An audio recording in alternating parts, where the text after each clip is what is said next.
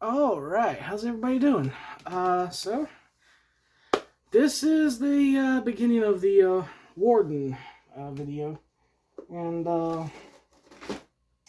just wanted to talk about a little bit of my own ideas about how to build the teams and stuff. Uh, so for those that don't know, Warden is your prisoner team. If you've seen the Jason Statham Death Race movies, you know, the whole idea of being in a prison and having to race to earn your freedom. That Death Race movie isn't as good as the original, but the idea is still there. And so I got a couple vehicles here that I think really fit what you should be looking for Warden. As usual, you know, you really want muscle cars because of their perks being aggression and badass. You kind of want your vehicles to be aggressive looking and badass looking. But remember that they're also prisoners.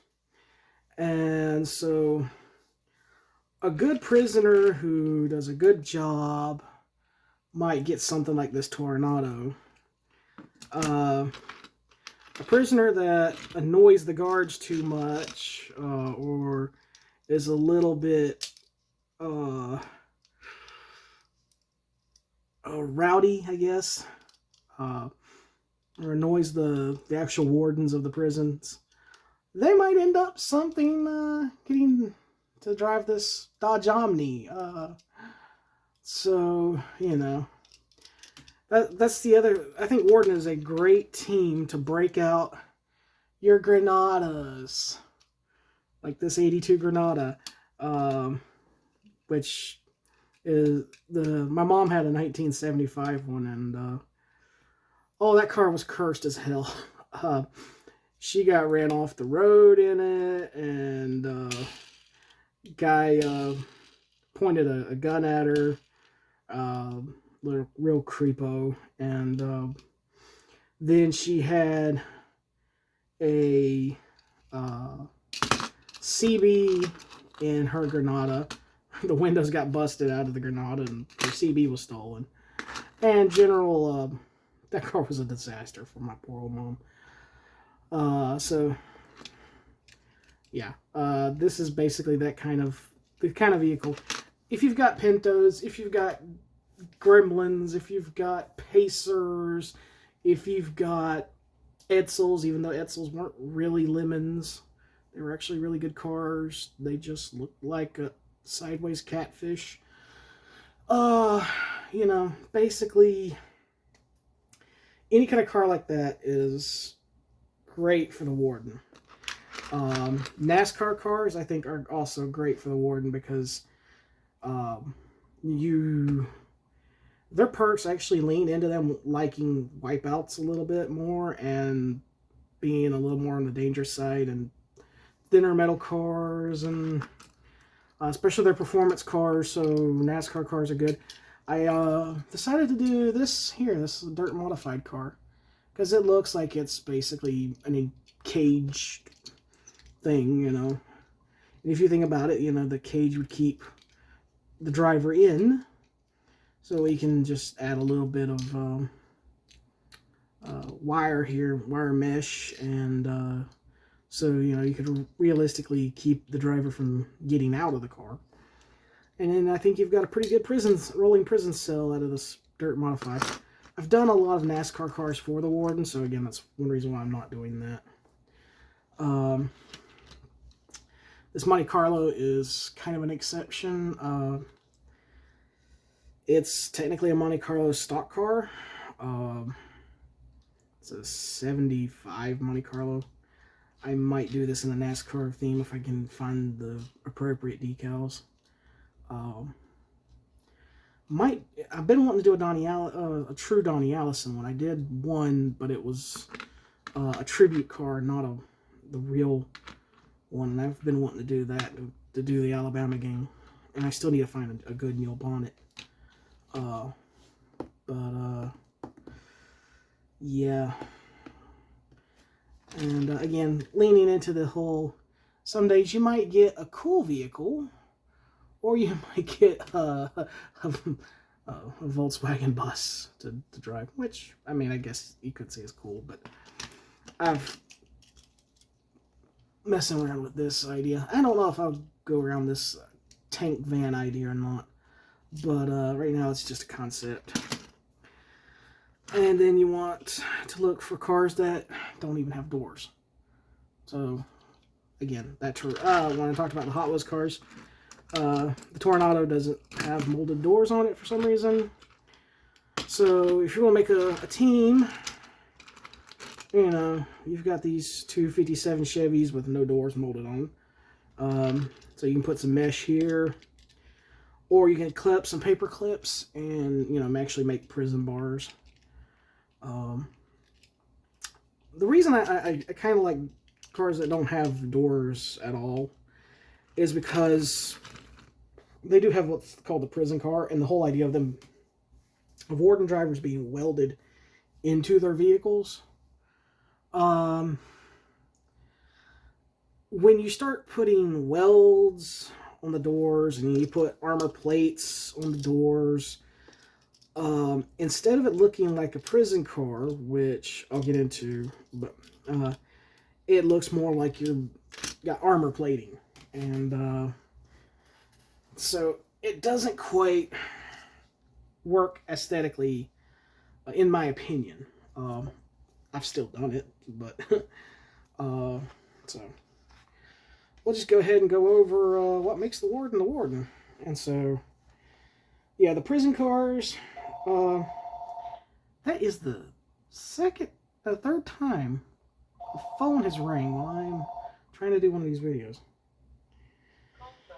But we're just, again, gonna ignore it. Yeah, it's spam. It's always spam, especially at this time. It's like 7 o'clock at night. But anyway, prison cars. Vehicles in this team may purchase the following upgrade prison car. You reduce the base cost of this vehicle by 4 cans to a minimum of 5 cans. And you reduce the hull of the vehicle by 2. And you may only be purchased on middleweight vehicles. You may only purchase once for each vehicle. That's, again, to prevent like stacking the thing, so you don't have a 5-can performance car with shoestring defenses. But it does look like kind of a nerf, because it does make your car cheaper and it does make it 2-hole lighter. So like this is a performance car, and it's normally 8 cans, now it's 6 cans. For one, it's thematically correct because this thing's mostly fiberglass. Fiberglass does not do a very good job stopping bullets. So that makes sense. But the big thing is, it opens up the ability to, one, take a lot of vehicles, which you want to do as a Warden team, and then really upgrade the firepower of Warden's vehicles. So, you know, your car, you just basically look at everything as you're getting a 4-can discount for 2-hole. And that 4 cans can go to rockets that you wouldn't normally afford, or miniguns, and you really want to take weapons that use ammo, because you want these things to explode. And that goes into the next perk, which is fireworks. And if this vehicle explodes, its controller gains 1 audience vote if it was middleweight, or 2 audience votes if it was heavyweight, in addition to any votes gained for it being wrecked. Then you discard all ammo tokens from the wreck. So with that in mind, no matter what vehicle you take, get you a pack of grenades or some Molotovs or gas grenades, so you've got 5 ammo. Word droppers. load up on ammo, cheap ammo, so your car can explode because you want to get that audience vote. And the other thing is middleweight vehicles. You can take lightweight vehicles. There is actually a dirty trick with Warden that is kind of funny. If you want to run like and it's called like kamikaze bikes, which I'll get into when I go talk about the perks and everything. But so there is that. You can run buggies and stuff. But your bread and butter is going to be your car, your ice cream truck, which I've done so many ice cream trucks for Warden, I don't really want to do another one. But again, ice cream trucks are great for Warden. Great vehicles. And then, of course, your heavyweight vehicles, your heavy truck and your bus. A Warden bus is just as terrifying as a Scarlet bus. Same reason, but we'll get into that here in just a minute. So the perks, the aggression, double-barreled. It's during this vehicle's attack step. Up to 3 weapons with the crew-fired special rule may gain a +1 bonus to hit. That's more of a Scarlet thing, because they usually pack up a whole lot of crew. Still, it's pretty much a good auto take on any Warden bus that you run. Boarding party is horribly broken. This vehicle ignores the distracted rule, meaning this vehicle may attack in the attack step even when this vehicle is touching an obstacle. That means if you ram somebody, you can unload your rockets, your handguns, your blunderbusses, everything into the thing you just rammed. If you've got a war rig and you really want to be mean, or any vehicle with the pile driver ability, if you hit somebody, you can pile drive them, and then you can take your attack. If you have like a harpoon, you can harpoon them and pull them into your vehicle, unload your shots. Well, you'd be actually unloading your shots with the harpoon, but you know, you'll come back here, hit them, pile drive them again. So that is it's a brutal, dirty trick. Again, you don't even have to worry about, like, if you don't even hit this vehicle, like, if this is an obstacle and you hit it, normally you wouldn't be able to shoot. But if you hit that obstacle and your opponent's here, you can still shoot them. Boarding party works that way too. So for 2 cans, it's an auto take. Then there's Battle Hammer.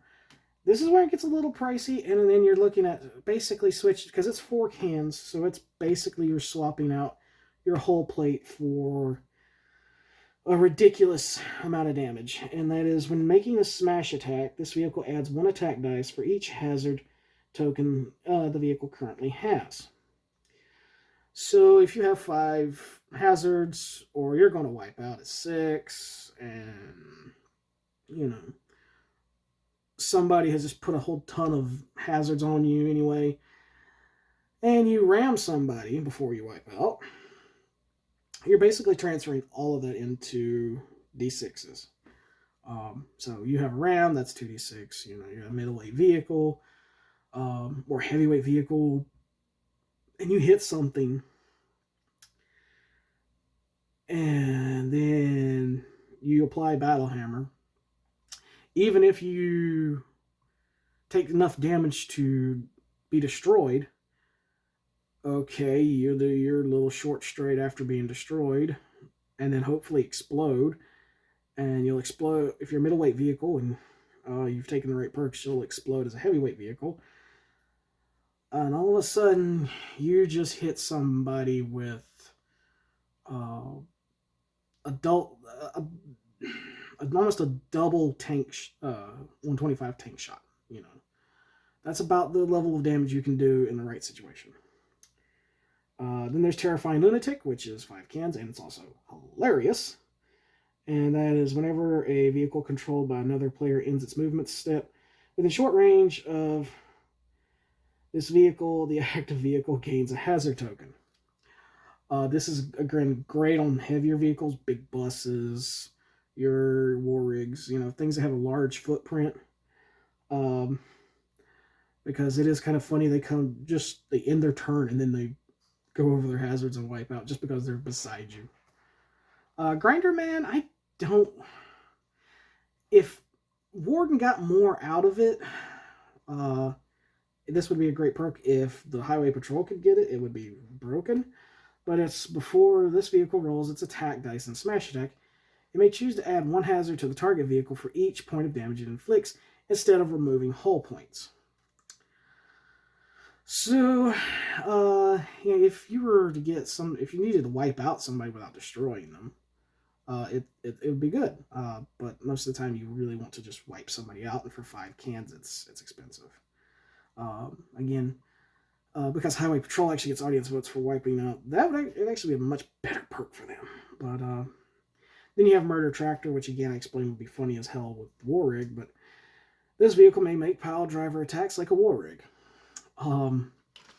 So Murder Tractor, again, like I said, if you have this vehicle and it's got a ram and it's got a harpoon, it's going to smack into smaller vehicles and just knock them around. I think it's really still be good on heavyweight vehicles. Be great on a monster truck too. So then we get the badass perks, and this is where they get to be really fun. Powder Keg is normally not something you would normally take because it's a little bit dangerous, but this vehicle adds 1 to its explosion check. You treat this vehicle as 1 weight class heavier when it explodes. And this bonus does apply during the resolution of the fireworks perk. So, your lightweight vehicles I was talking about, this is the dirty trick.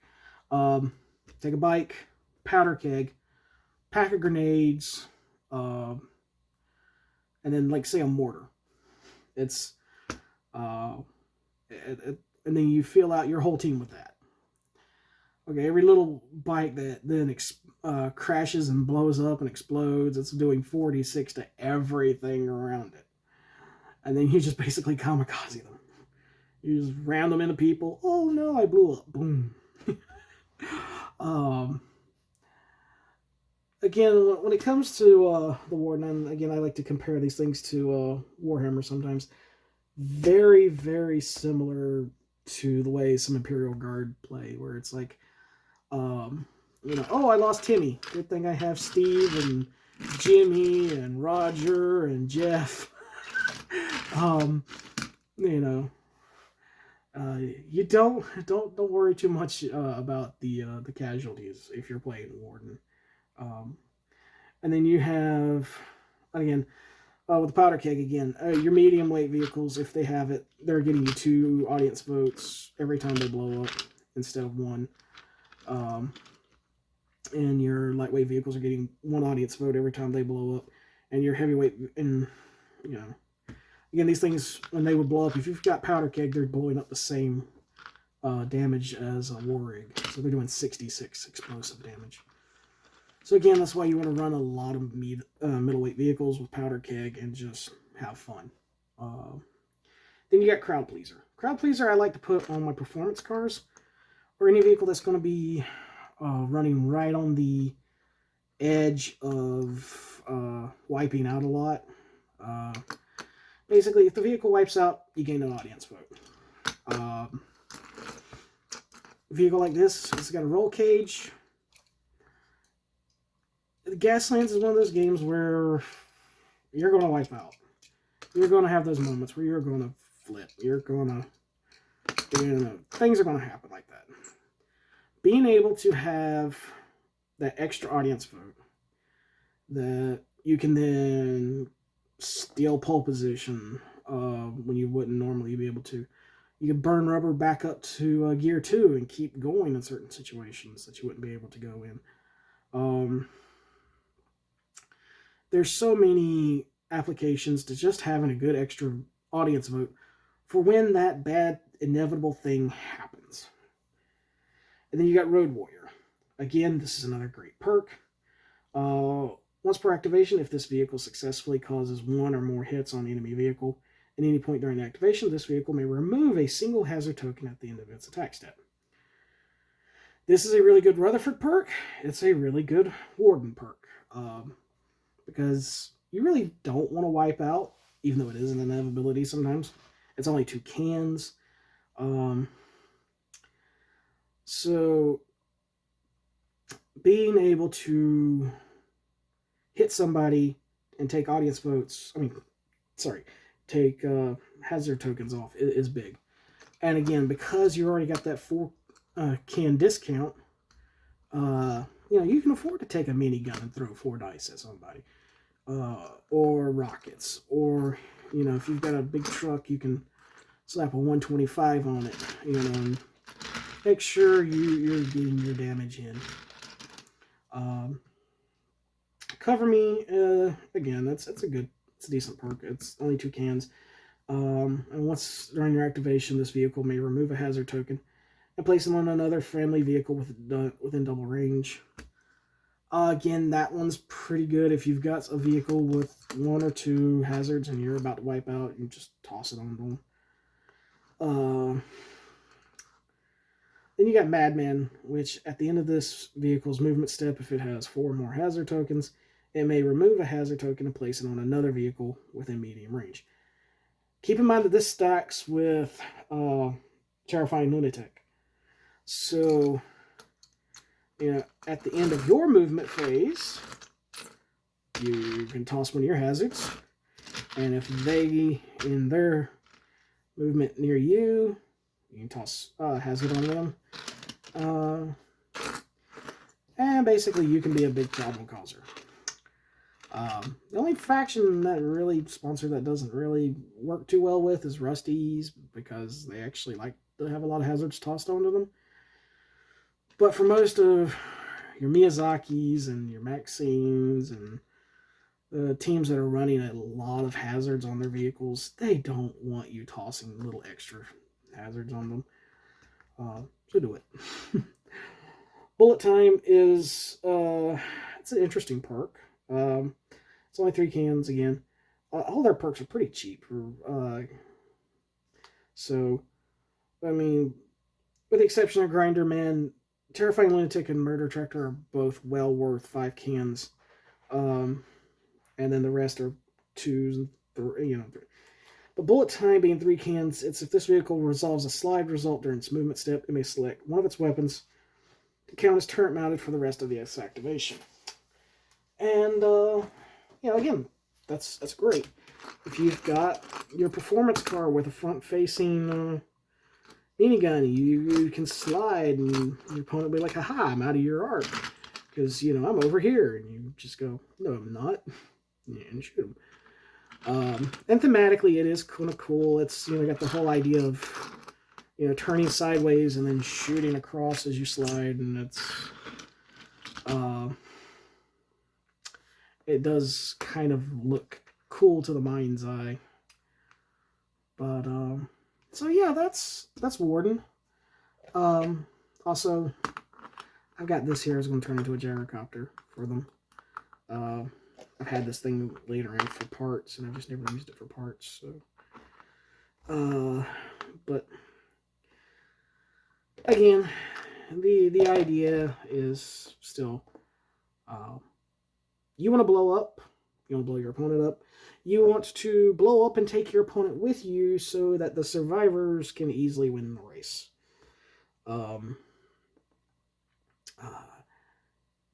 I guess that if you've ever played Imperial Guard and you like the Valhallans and you like the whole send in the next wave kind of mentality, you will love Warden.